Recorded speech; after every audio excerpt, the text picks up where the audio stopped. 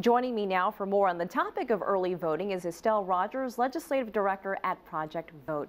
Estelle, 65 million Americans have already completed early voting. Can you tell our international audience what this means? Is this a matter of these voters being completely sure of who they want to vote for, or is it a matter of just not wanting to stand in line on Election Day? I think it's a combination of factors.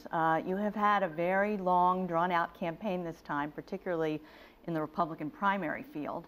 And people, I think, have made up their minds a lot more than usual. But in addition, I think that various conveniences for voters have gotten more and more popular over the years, and early voting is certainly one of them. Early voting is also up this year compared to last time around.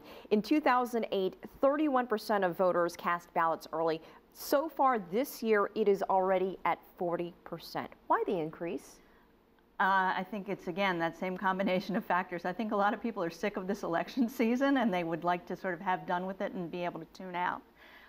In addition, I think early voting provides a lot of alternatives for people who have busy lives, who may have long working hours, and when they are ready to vote, they can go vote and don't have to wait until the Tuesday of Election Day. In 32 states now and the District of Columbia, there are some early voting days. And I think you'll only see this increase in coming years. And you don't seem surprised by the turnout.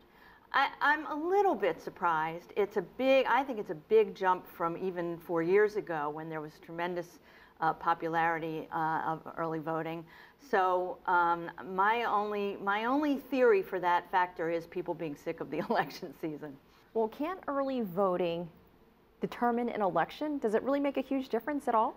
Well, I think it makes a difference in some good and some bad ways. I think that it's very possible when you have a very skewed electorate the way this one is, when the statistics I've heard at least are in Ohio, 60% of the early voters have cast their ballots for President Obama and only 30% for President Romney.